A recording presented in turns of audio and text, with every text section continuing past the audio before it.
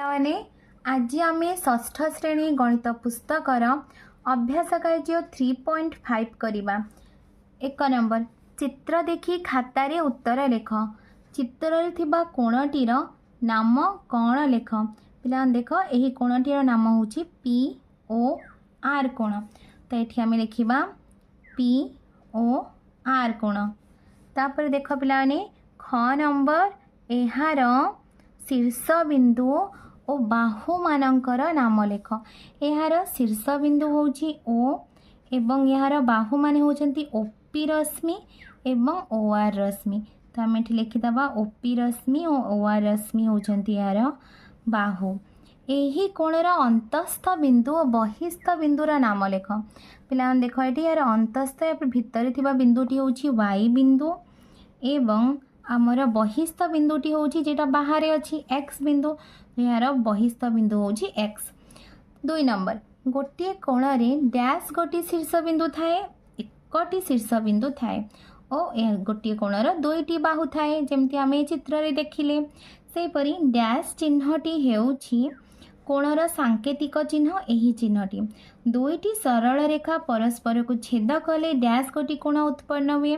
देख पिला माने एटा गोटे सरल रेखा एवं एटा गोटे सरल रेखा। ये दुईटी सरल रेखा परस्पर को छेद कले केतोटी कोण 1 2 3 4 चारोटी कोण उत्पन्न हुए।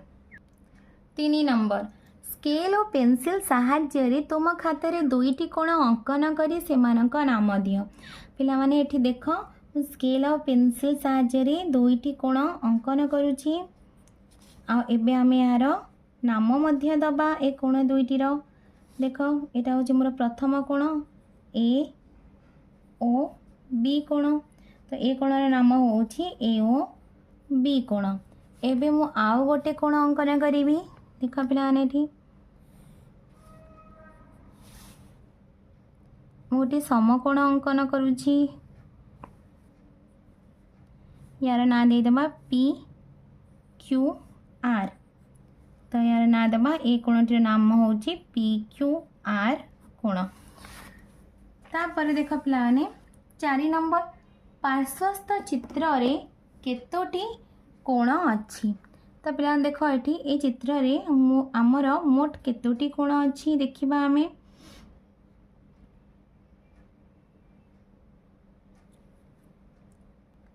पिलाने देख ये केतोटी कोण अच्छी 1 2 3 4 5 6। तापर एटा गोटे बड़ कोण 6 7 एटा गोटे कोण 8। तो मोट होचंती हमर एठी 8टी कोण अच्छी। केवल शीर्ष बिंदु को नहीं क्यों क्यों कोण नामकरण करा जाय परिबो। ताल देखो पिला माने एठी केवल शीर्ष बिंदु को नहीं आमे ए कोण और सी कोणर नामकरण करा जाय परिबो। ए कोण और सी कोण कारण बी कोण देख एठी बी कोण और डी कोण बुझेले दीटा कोण को बुझेइबो।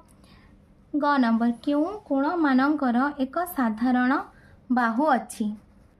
पिलाने देख एठी ABD कोण एवं CBD कोण दीटा कोणर साधारण बाहु होछि BD। तो आम लिखा ABD कोण और CBD कोणर साधारण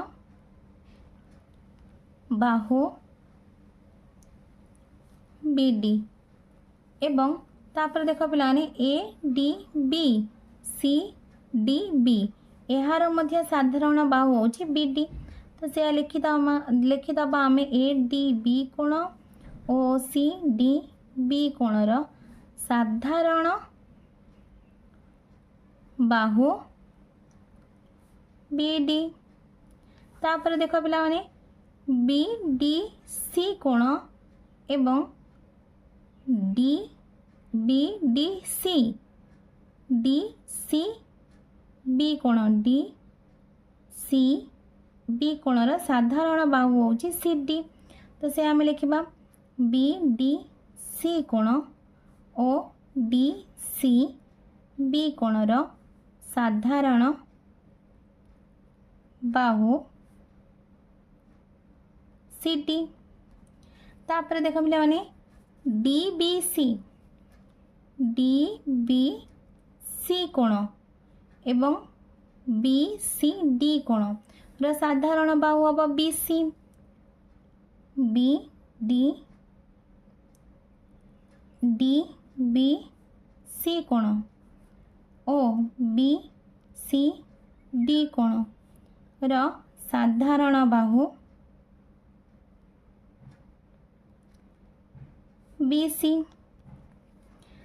तापर पिला देख ये बी ए डी कोण बी ए डी कोण ओ ए डी बी कोण र साधारण बाहु होउछि ए डी सेपरी डी ए बी कोण ओ ए बी डी कोण र साधारण बाहु ए बी पिलाने तुमको वीडियोटी भल लगिले लाइक एंड सब्सक्राइब करिवो निज सांग पिला मानक सहित शेयर मध्य करिवो।